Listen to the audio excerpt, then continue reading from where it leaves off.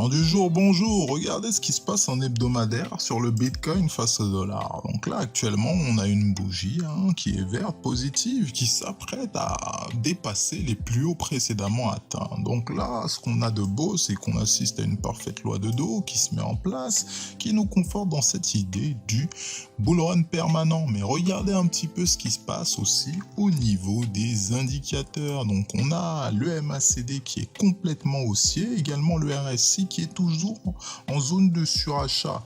Et ça remet pas en question cette hausse qu'on assiste là actuellement, même si on assiste à une petite respiration. On va le voir en détail de manière plus visible sur les unités de temps inférieures. Donc qu'est-ce qui se passe en unité de temps daily?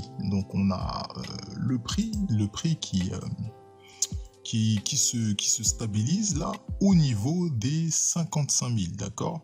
Donc ce qui est bon à voir, c'est qu'on les a tapés ces 55 000 durant la nuit, d'accord? Si on met Ishimoku, qu'est-ce qu'on voit? On voit notre prix, clairement, qui nous dit que au-dessus de la Kijun, c'est tout le temps la hausse qu'on préconise. Même si on met Ishimoku, regardez un petit peu. Qu'est-ce qu'il nous dit? On se rapproche de plus en plus des 261,8. Le but, c'est qu'on les casse, qu'on les explose pour ensuite perpétuer cette hausse. Mais qu'est-ce qu'il y a de beau aussi au niveau des indicateurs en unité de temps journalière? Ils nous disent quelque chose d'intéressant, comme par exemple le fameux croisement au niveau du MACD qu'on attendait, et là il s'est effectué. Donc encore un signal. Et là regardez ce qui s'est passé la dernière fois qu'on a effectué un plus haut, un croisement au niveau du MACD. C'est tout à fait une hausse qui s'en est suivie. Là actuellement on assiste au croisement au niveau du MACD en daily, ce qui sent très bon également pour la suite. Et regardez actuellement la respiration qu'on est en train d'effectuer au niveau de l'unité de temps journalière. Elle est davantage visible sur l'unité de temps 4 heures, cette respiration. Et depuis 4 heures, là, on essaye de respirer. On a respiré d'ailleurs, on a fait un petit excès au niveau des 55 000. Donc c'était durant la nuit. Et là, actuellement, on est retourné un petit peu sur les niveaux d'hier, les petites batailles. Ça correspond quoi? Ça correspond à la clôture du 23 février, qui est autour des 54 200. Donc c'est là actuellement où est-ce qu'on essaye de se battre un petit peu pour essayer de continuellement dépasser les derniers plus hauts précédemment effectués. Vous savez, c'est une hausse. Une hausse, c'est comme ça, c'est pas en ligne droite, c'est fait de sommets et de creux. Donc actuellement, c'est tout à fait normal, même si on est en bull run, que le prix puisse prendre des respirations pour courir davantage plus vite par la suite. Donc en unité de temps 1 heure, là c'est aussi pertinent, parce que ce qu'on a de beau, c'est que on a une reprise de la hausse. D'ailleurs, si on met Ishimoku toujours au-dessus du nuage, qu'est-ce qu'on s'apprête à voir? Également peut-être une cassure supplémentaire de cette Kijun. Si on casse la Kijun et la Chikou en même temps, waouh, je vous laisse deviner le signal aussi que ça peut être. Donc le fait qu'on soit aussi au-dessus du nuage, ça réconforte pour les day traders, ça peut être pas mal de travailler sur ces types de signaux. Donc naturellement on attendrait une cassure davantage pertinente des derniers plus hauts effectués. Donc là on parle de 55 500. Donc une fois qu'on les a cassés de manière franche, on attend une petite figure technique dans les unités de temps inférieures. On perfectionne notre entrée, on la rend un peu plus précise pour essayer d'avoir le meilleur point d'entrée possible. Et c'est globalement la même chose qui se passe au niveau d'Ethereum. Regardez un petit peu. Ethereum, là, actuellement, on s'apprête à casser la Kijun. Si c'est pas dans les heures qui suivent, là, en tout cas, c'est aujourd'hui, on aura une cassure assez intéressante. Ce qui est bon à voir aussi, c'est qu'on a effectué un rebond au niveau du nuage. Le nuage Ishimoku, il peut servir de résistance, même de support, là, en l'occurrence, pour l'exemple de support dynamique. Un support dynamique qui correspond précisément donc au niveau des 1770 quasiment, d'accord?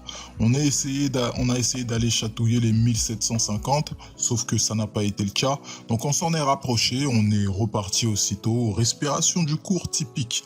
Donc là actuellement, si on prend davantage de recul également, en unité de temps 4 heures, on respecte toujours cette droite de tendance qu'on a élaborée. Qui sait, va-t-on revenir au niveau des 1600, 1660? Non. Moi, je pense qu'on va bien, bel et bien continuer hein, la hausse là, en essayant de progressivement chercher les 1900 aujourd'hui dans un premier temps. Euh, il faut qu'il y ait de la force dans le marché, hein, puisque là, la respiration d'hier, donc c'est vrai qu'elle s'inscrit dans un contexte haussier, mais il faudrait hein, casser ces derniers plus hauts. Donc là, on parle des 1870 sur l'Ethereum face au dollar. Et c'est aussi bien de voir ce que nous disent le MACD. Le MACD, on s'apprête à avoir peut-être un croisement baissier. Ceci dit, ce n'est pas justifié. Actuellement, on a tous les feux verts hein, concernant cet actif. Également, on vient en zone de normalité au niveau de l'indice de force relative. Donc, c'est aussi à considérer. Donc là, c'est la recherche d'un point d'entrée beaucoup plus précis pour ceux qui ne sont pas encore à l'achat. Et également, si on voit en unité de temps journalière, ça nous permet de constater que cette hausse également se fait ressentir aujourd'hui. Donc on n'a pas clôturé rouge hein, hier, c'est une journée positive ça fait 4 bougies de hausse qu'on a eu. C'est vrai que c'est fortement haussier. Peut-être qu'aujourd'hui la journée sera dite de respiration. En tout cas, pour l'instant rien n'est dit. Qui sait, on peut très bien remonter vers le haut et terminer la journée sous une forme de doji. Qui le sait?